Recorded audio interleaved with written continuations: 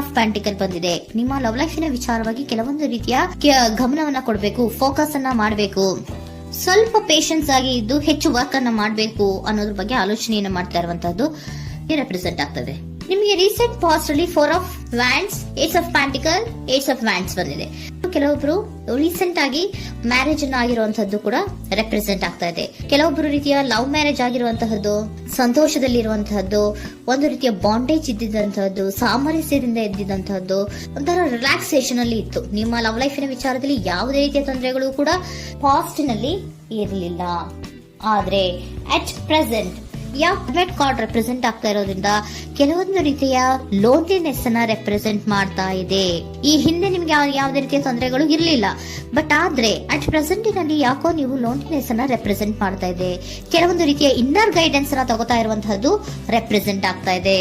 ಎಷ್ಟೇ ನೀವು hard work ಅನ್ನ ಮಾಡಿದ್ರು, ನಿಮ್ಮ ಲವ್ ಲೈಫಿನ ವಿಚಾರವಾಗಿ ಏನೇ ಮಾಡಿದ್ರು ಕೂಡ ಯಾಕೋ ನಿಮ್ಗೆ ಬೇಜಾರುಗಳು ಆಗ್ತಾ ಇರುವಂತಹದ್ದು ರೆಪ್ರೆಸೆಂಟ್ ಆಗ್ತಾ ಇದೆ. ಎಷ್ಟೇ ನೀವು ಹಾರ್ಡ್ ವರ್ಕ್ ಅನ್ನ ಮಾಡ್ತಾ ಇದ್ದೀರಾ ನಿಮ್ಮ ಲವ್ ಲೈಫಿನ ವಿಚಾರದಲ್ಲಿ, ಸ್ವಲ್ಪ ನೀವು ಪಾಸಿಟಿವ್ ಚೇಂಜಸ್ ಗಳನ್ನ ಮಾಡ್ಕೊಳ್ಳೋಣ ಅಂತ ನೀವು ಮಾಡ್ತಾ ಇದ್ರು ಕೂಡ ಅದರಲ್ಲಿ ಯಾವುದೇ ರೀತಿಯ ಸಮಾಧಾನಗಳು ನಿಮ್ಗೆ ಇದ್ದ ಹಾಗೆ ಕಾಣ್ತಾ ಇಲ್ಲ ಅಟ್ ಪ್ರೆಸೆಂಟ್ ಅಲ್ಲಿ. ಯಾಕಂದ್ರೆ ಹರ್ಮಿಟ್ ಕಾರ್ಡ್ ಬಂದಿರೋದ್ರಿಂದ ಲೋನ್ಲಿನೆಸ್ ಅನ್ನ ರೆಪ್ರೆಸೆಂಟ್ ಮಾಡ್ತಾ ಇದೆ. ನಿಮ್ಮ ಲವ್ ಲೈಫಿನ ವಿಚಾರವಾಗಿ ಇನ್ನರ್ ಗೈಡೆನ್ಸ್ ಅನ್ನ ತಗೋತಾ ಇರುವಂತಹದ್ದು, ಏಕಾಂತವಾಗಿ ಕೂತ್ಕೊಂಡು ಯೋಚನೆಯನ್ನ ಮಾಡ್ತಾ ಇರುವಂತಹದ್ದು, ಏನಾಗಿದೆ ಅನ್ನೋದ್ರ ಬಗ್ಗೆ. ಯಾಕೆ ನಾನು ಲವ್ ಲೈಫ್ ನ ವಿಚಾರದಲ್ಲಿ ಏನೇ ಮಾಡಿದ್ರು ಉಳಿಸ್ಕೊಬೇಕು ಅಂತ ಪ್ರಯತ್ನ ಮಾಡ್ತಾ ಇದ್ರು, ಯಾಕೆ ಆಗ್ತಾ ಇಲ್ಲ ನನಗೆ, ಯಾಕೆ ನಮ್ಮಲ್ಲಿ ಅಸಮಾಧಾನಗಳು ಮೂಡ್ತಾ ಇದೆ, ಭಿನ್ನಾಭಿಪ್ರಾಯಗಳು ಬರ್ತಾ ಇದೆ, ಯಾಕೋ ಸಮಾಧಾನ ಆಗ್ತಾ ಇಲ್ವಲ್ಲ ಅನ್ನುವಂಥದ್ದು ಅಟ್ ಪ್ರೆಸೆಂಟ್ ಅಲ್ಲಿ ನಡೀತಾ ಇರುವಂತಹದ್ದು ರೆಪ್ರೆಸೆಂಟ್ ಆಗ್ತಾ ಇದೆ. ಬೇಜಾರಿನಲ್ಲಿರುವಂತಹದ್ದು, ಸಮಾಧಾನ ಇಲ್ಲದೆ ಇರುವಂತಹದ್ದು, ಇನ್ನರ್ ಗೈಡೆನ್ಸ್ ಅನ್ನ ಕೇಳ್ಕೊತಾ ಇರುವಂತಹದ್ದು, ಏನಾಗಿದೆ ಅನ್ನೋದ್ರ ಬಗ್ಗೆ ನಿಮ್ಮನ್ನ ನೀವೇ ಪ್ರಶ್ನೆಯನ್ನ ಮಾಡ್ಕೊಂತಾ ಇರುವಂತಹದ್ದು ಅಥವಾ ಆತ್ಮಾವಲೋಕನೆಯನ್ನ ಮಾಡ್ತಾ ಇರುವಂತಹದ್ದು ಅಟ್ ಪ್ರೆಸೆಂಟ್ ಅಲ್ಲಿ ರೆಪ್ರೆಸೆಂಟ್ ಆಗ್ತಾ ಇದೆ. ಇಮಿಡಿಯೇಟ್ ಫ್ಯೂಚರ್ ಏನು ಹೇಳ್ತಾ ಇದೆ ನಿಮ್ಗೆ, ಯಾಕೋ ನೀವು ಟ್ರ್ಯಾಪ್ ಆಗಿರುವಂತಹದ್ದು, ಸಿಗಾಕೊಂಡಿರುವಂತಹದ್ದು ರೆಪ್ರೆಸೆಂಟ್ ಆಗ್ತಾ ಇದೆ. ಫೀಲಿಂಗ್ ಗಳಲ್ಲಿ ಸಿಕ್ಕಿ ಬಿದ್ದಂತಹ ಭಾವನೆಗಳು ನಿಮಗೆ ರೆಪ್ರೆಸೆಂಟ್ ಆಗ್ತಾ ಇದೆ. ಯಾಕಂದ್ರೆ ಏನ್ ಮಾಡ್ಬೇಕು ಗೊತ್ತಾಗ್ತಿಲ್ಲ, ಹೇಗ್ ಮಾಡ್ಬೇಕು ಗೊತ್ತಾಗ್ತಿಲ್ಲ, ಹೇಗ್ ಮುಂದಕ್ಕೆ ಇಡಬೇಕು ಗೊತ್ತಾಗ್ತಿಲ್ಲ.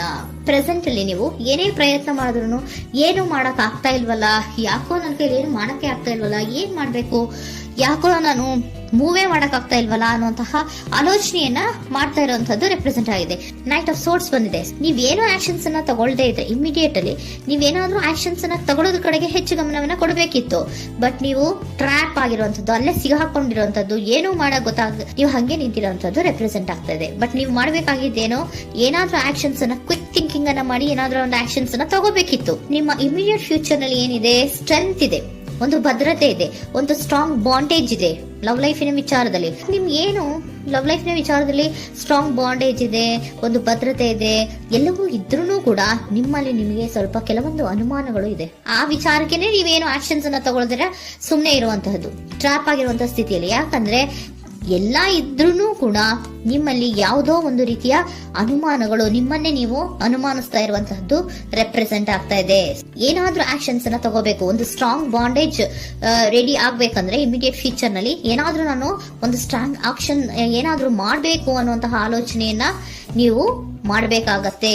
ಆತರ ಮಾಡಿ ನೀವು ಇಮಿಡಿಯೇಟ್ ಫ್ಯೂಚರ್ ನಲ್ಲಿ ಕೆಲವೊಂದು ರೀತಿಯ ಕಮ್ಯುನಿಕೇಶನ್ ಗಳನ್ನ ಮಾಡುವಂತದ್ದು ರೆಪ್ರೆಸೆಂಟ್ ಆಗ್ತಾ ಇದೆ. ಒಂದು ಸ್ಟ್ರಾಂಗ್ ಬಾಂಡೇಜ್ ಇರಬೇಕು.